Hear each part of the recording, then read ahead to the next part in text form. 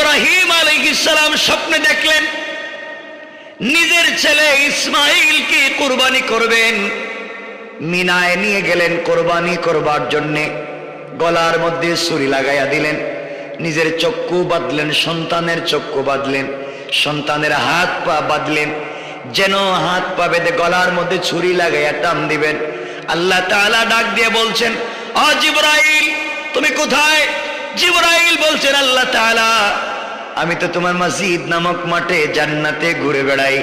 আল্লাহ বলছেন, জিবরাইল তুমি মসজিদ নামক মাঠে ঘুরে বেড়াও, আর আমার বন্ধু ইব্রাহিম স্বপ্নে দেখেছে তার কলিজার টুকরা সন্তানের গলায় ছুরি লাগাইয়া পুষ দিচ্ছে, টানতেছে।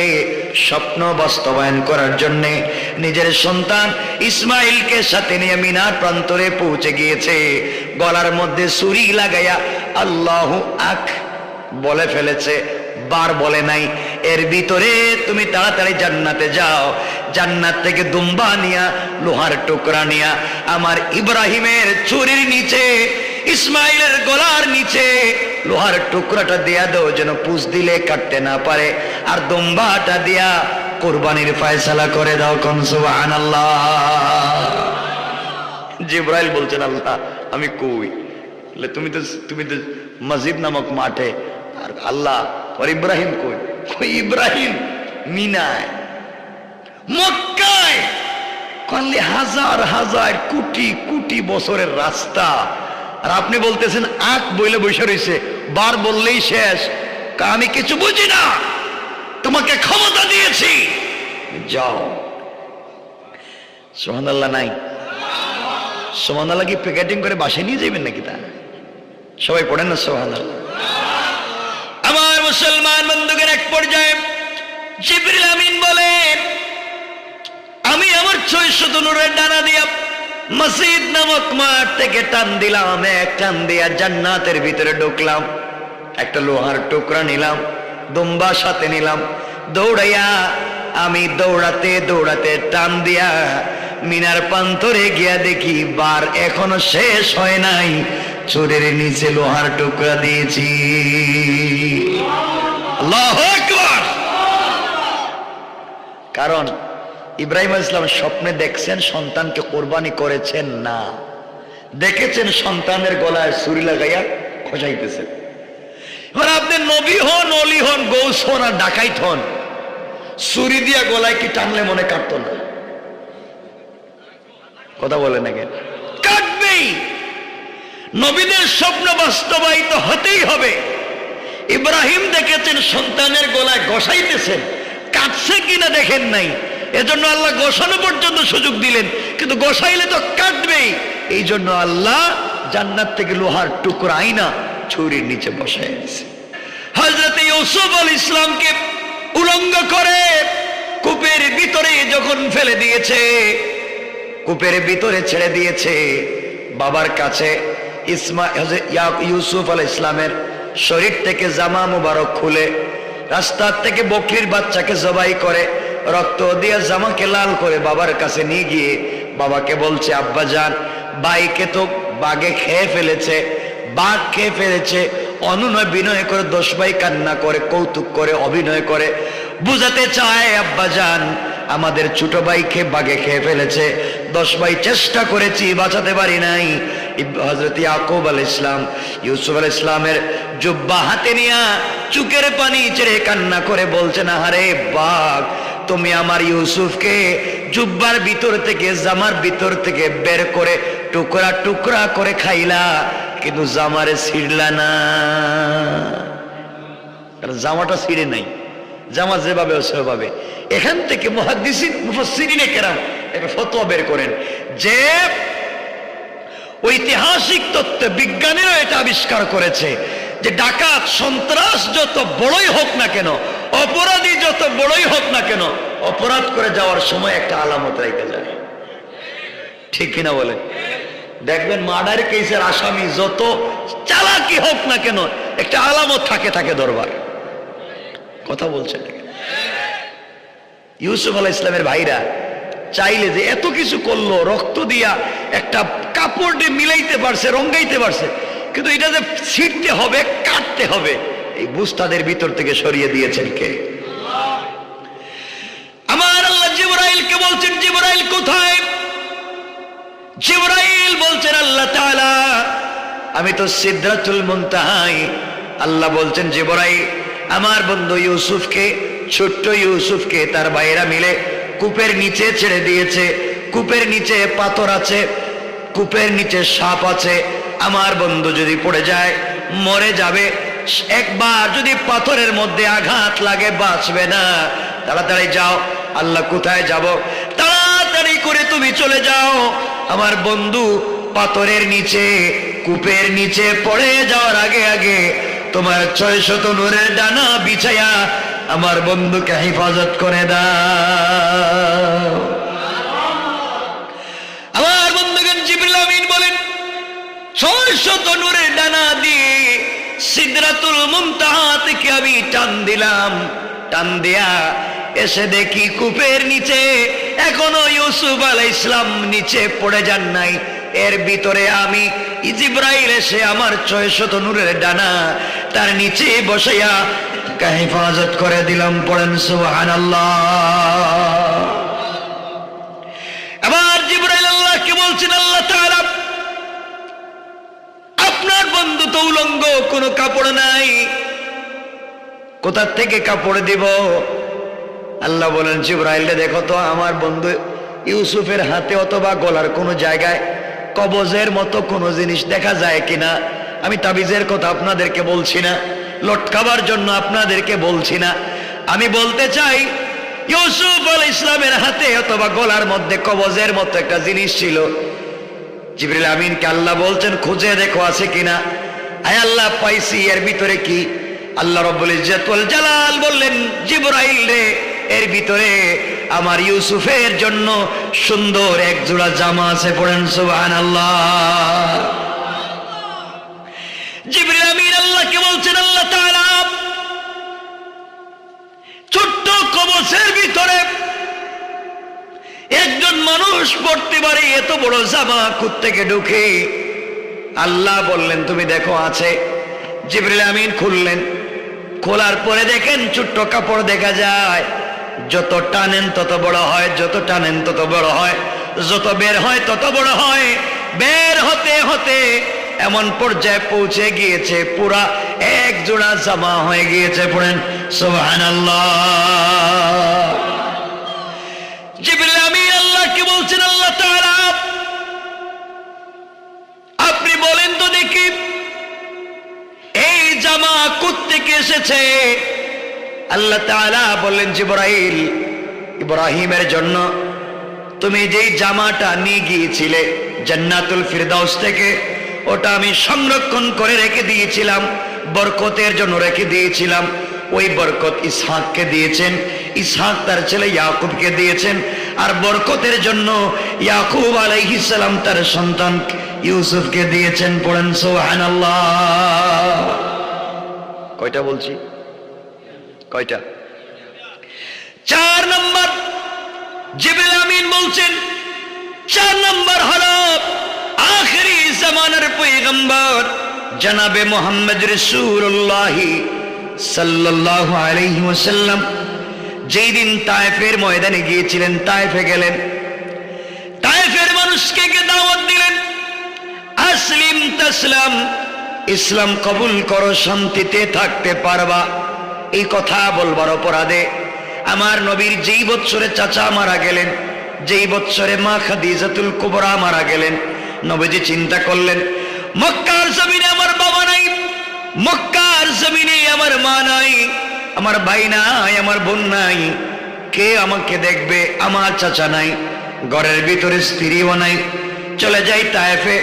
নানার বাড়ি তিনি পৌঁছে গেলেন।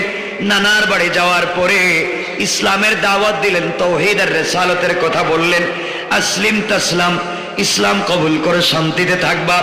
এই কথা বলবার অপরাধে যেই নবীর শরীরে মশা মাছি বসাকে আল্লাহ তাআলা হারাম করে দিয়েছেন, এই নবীর শরীরে শিকল বেঁধে, রশ্মি বেঁধে, দড়ি বেঁধে তায়েফের উত্তপ্ত বালির উপরে, পাথরের উপরে আমার নবীকে টানা হেঁচড়া শুরু করে দেওয়া হলো। বিশ্ব নবী 3 জায়গায় অজ্ঞান হয়ে পড়ে গেলেন। 3 ফিরবার পরে যায়েদকে ডাক দিয়া বললেন, যায়েদ রে, দুনিয়ার মানুষ আমাকে চিনতে পারে নাই, তায়েফের মানুষ আমাকে চিনতে পারে নাই। আমার রাসূলের কাছে লম্বা ঘটনা, একজন ফেরেশতা আসতে লাগলেন।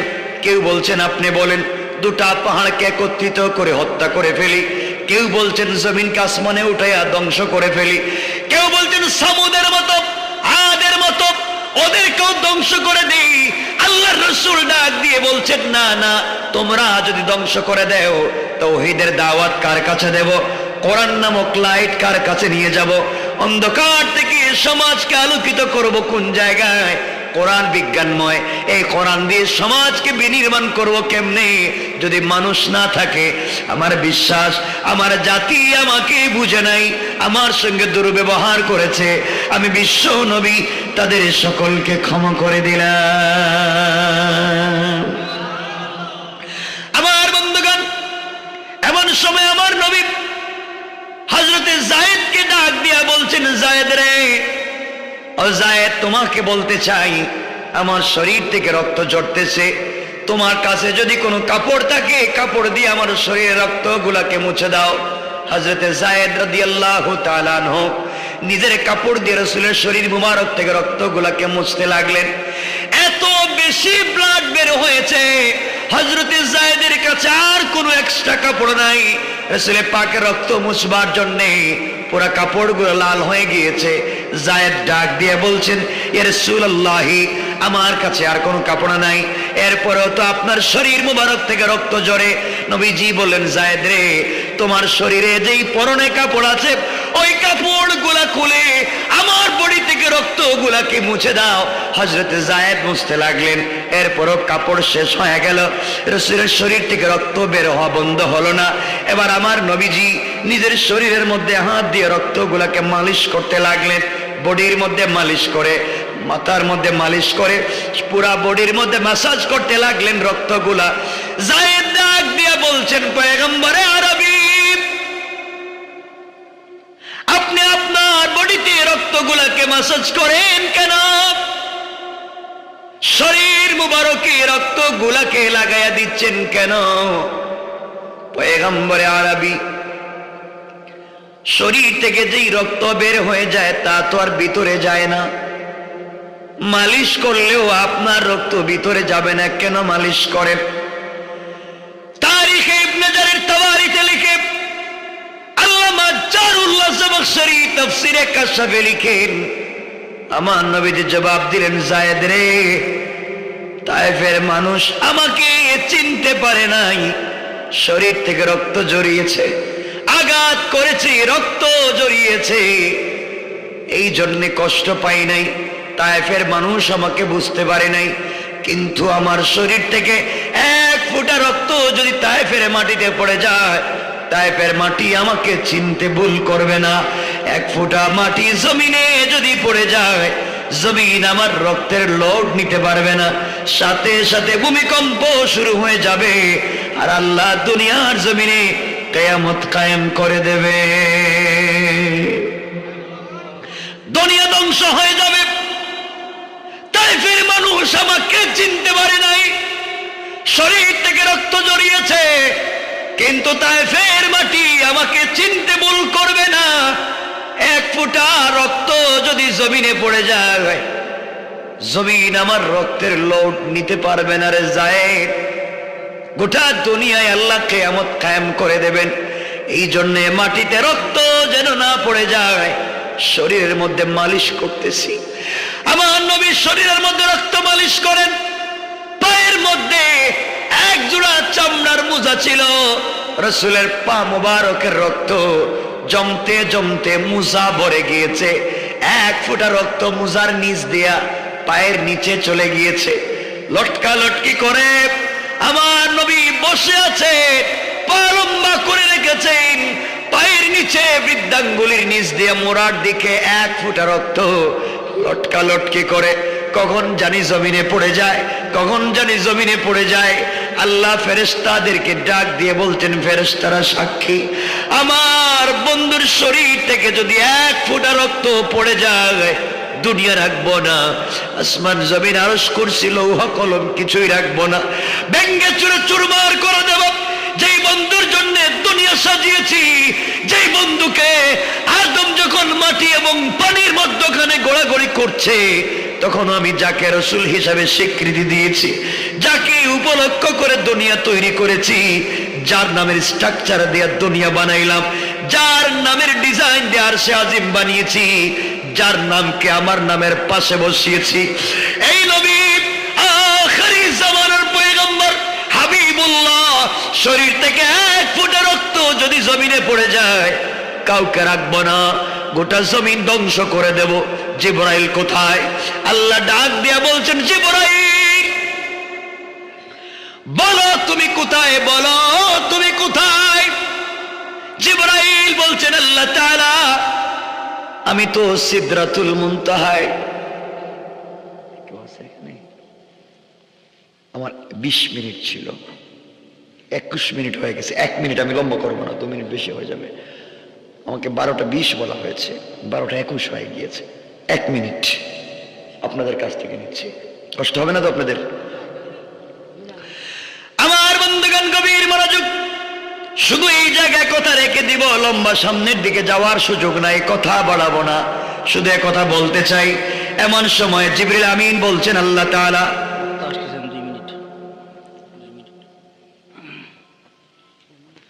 আমার বন্ধুগণ জিবরিল আমিন বলছেন, আল্লাহ তাআলা আমি সিদরাতুল মুনতাহায় কি করা লাগবে? আল্লাহ বলছেন, জিবরাইল রে, দুনিয়া বাঁচাতে চাও, আসমান জমিন কি যদি বাঁচাতে চাও, মনে রাখো আমার বন্ধু বিশ্ব নবী হাবিবুল্লাহর পায়ের নিচে 1 ফোঁটা রক্ত লটকে আছে, জমিনে যদি পড়ে যায় কাউকে রাখবো না, কারো প্রতি স্যাক্রিফাইস করবো না, দয়ার নজর দিয়ে তাকাবো না, রহমান রহিম নাম ভুলে যাও, কাহার আর জব্বারকে জিন্দা করো, কাউকে আমি চিনব না। দুনিয়া বাঁচাতে চাও, নিজেকে বাঁচাতে চাও, আমার নবীর রক্ত মুবারক জমিনে পড়ে যাওয়ার আগে আগে তোমার নূরের ডানা বিছায়া রক্তগুলাকে হেফাজত করে বিশ্ববাসীকে বাঁচাইয়া দাও। জিবরিল আমিন বলছেন, আমি আমার 600 নূরের ডানা দেয়া সিদরাতুল মুনতাহা থেকে টান দিলাম, টান দিয়া এসে দেখি আমার রাসূলের পা মুবারক থেকে রক্তের ফোঁটা ছুটে গিয়েছে, জমিনে পড়ে যাবে, 1 সুতার 1 কোটি ভাগের 1 ভাগ বাকি আছে, লেগে যাবে। এই মুহূর্তের ভিতরে 1 সেকেন্ডের 1 কোটি ভাগের 1 ভাগের ভিতরে এসে আমি আমার নূরের পর বিছায়া দিয়া বিশ্ববাসীকে হেফাজত করে দিয়েছি। সুবহানাল্লাহ। আল্লাহ রাব্বুল ইজ্জত ওয়াল জালাল বোঝাতে চান, এত এত ক্ষমতা জিবরিল আমিনকে দিয়েছেন, কিন্তু এই জিবরাইল আল্লাহর রাসূলের চাইতে অনেক ছোট, রাসূলের খাদেম, রাসূলের কাছে ওহী নিয়ে আসেন, রাসূলের কথা শুনেন, আর আল্লাহ আমার নবীর সম্মান এত এত উপরে দিয়েছেন, কারণ তার কাছে পৃথিবীর সবথেকে বড় কিতাব, যার নাম কালামুল্লাহ, আল কোরআন নাজিল করেছেন। পড়েন সুবহানাল্লাহ। এখানেই ছিল আমার কথা। আমার বন্ধুগণ, আল্লাহ পৃথিবীতে যত কিতাব দিয়েছেন সবগুলা কিতাবুল্লাহ, সবগুলো আল্লাহর কিতাব। জাবুর কিতাবুল্লাহ, ইনজিল কিতাবুল্লাহ, তাওরাত কিতাবুল্লাহ, একটাও কালাম না, সবগুলো কিতাব। তাওরাত লেখে সিলেটে লিখছেন, সিলেটে, সিলেটে লিখে আল্লাহ মুসা আলাইহিস সালামকে দিয়ে বলছেন, মুসা যাও, এটা তোমাকে দিলাম, তুমি তোমার উম্মতকে বুঝাও। মাথায় করে মুসা নিয়ে আসছেন, উম্মতকে বুঝাইছেন তাওরাত। সবগুলা কিতাব। আর কোরআন হচ্ছে একটা কিতাব, যার নাম কালামুল্লাহ। আল্লাহ নিজে 30 বার নিজে তিলাওয়াত করছেন, এরপরে তার নবীর কাছে নাজিল করছেন। পড়েন সুবহান। এই কোরআন, এই জন্য আল্লাহ রাব্বুল ইজ্জত ওয়াল জালাল বলছেন, দুনিয়ার জমিনে যা কিছু হয়, আমরা আজকে কোরআন থিসিস করি না, কোরআন অ্যানালাইজ করি না, কোরআন গবেষণা করি না। কোরআনকে বানিয়েছি মক্তবে বাচ্চাদের পড়াবার বই, কোরআনকে বানিয়েছি তাবিজ আর কবজ দেওয়ার বই, কোরআনকে বানিয়েছি শবে বরাত আর শবে কদরে খতম পড়ার বই, কোরআনকে বানিয়েছি কেউ মরে গেলে তার বাড়িতে 10 জন মিলে খতম পড়ে 200 টাকা করে পাওয়ার বই। এজন্য আল্লাহ কোরআন নাজিল করে নাই, কোরআন দিয়েছেন সায়েন্স, আর্টস, অ্যালজেব্রা, জ্যামিতি, পৌরনীতি, অর্থনীতি, লসাগু, গোসাগু, social science, medical science, general science, physics, chemist, biology, যা আছে, আসমানের উপরে কি আছে, আসমানের নিচে কি আছে, বিজ্ঞান 100 বছর পরে কি আবিষ্কার করবে, বিজ্ঞান কোন জায়গায় যাবে, আল্লাহ বলছেন যা হবে যা হয় নাই সবকিছুর পূর্ণাঙ্গ বর্ণনা দিয়ে কোরআনে আল্লাহ বলছেন তিবয়ানান লিকুল্লি শাই, সবকিছুর পূর্ণাঙ্গ বর্ণনা আল্লাহ কোরআনে দিয়েছেন। পড়েন সুবহানাল্লাহ।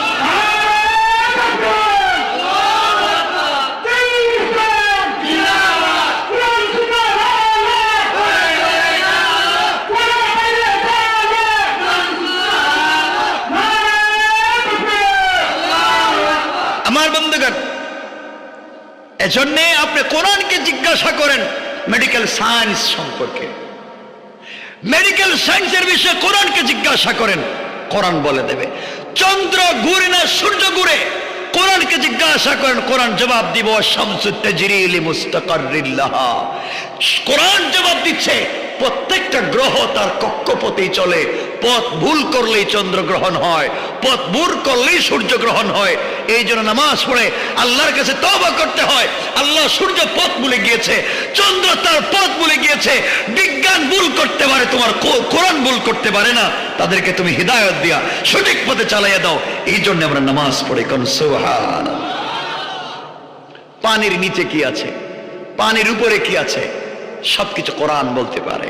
আমার বন্ধুগণ, আমার মুসলমান ভাইরা, এই জন্য কোরআনকে থিসিস করতে হবে, কোরআনকে অ্যানালাইজ করতে হবে, কোরআনকে গবেষণা করতে হবে। যদি না করেন, কোরআনে কারীমের সূরা আল মারিজের 15 নম্বর আয়াত থেকে আল্লাহ বলছেন কাল্লা ইন্নাহা লাযা নাযাআতাল লিশাওয়া। আল্লাহ বলছেন তোদেরকে পিটাবো, তোদেরকে পিটাবো আগুনের ভিতরে নিয়ে, নাযাআতাল লিশাওয়া, যে আগুন চামড়া উঠায়া দিবে, গোশত উঠায়া দিবে, হাড্ডি জ্বালায়া দিবে, রূহ জ্বলবে না। আল্লাহ রাব্বুল ইজ্জত ওয়াল জালাল বলছেন এইভাবে আঘাত করে করে ঠিক করবেন যদি আমরা কোরআনকে গবেষণা করতে না পারি, কোরআনকে বুঝতে না পারি। আমার ভাই, আপনি নামাজে যে কোরআন তেলাওয়াত করেন, কেন আপনি বুঝেন না? কেন আপনি কোরআনটা পড়েন না? কেন আপনি কোরআনটাকে বুঝবার চেষ্টা করেন না? এর তো এটা নয় যে কোরআন না বুঝে পড়লে সওয়াব হবে না, এটা নয়। অবশ্যই অবশ্যই সওয়াব আছে, অবশ্যই নেকি আছে। এক অক্ষরে 10 নয় 30 নেকি পাবেন, এটা হচ্ছে সওয়াব। কিন্তু কোরআন না বুঝলে সমাজকে পরিবর্তন করতে পারবেন না, সমাজকে আপনি আবিষ্কার করতে পারবেন না। এজন্য কোরআনকে গবেষণা করা দরকার আছে না নাই?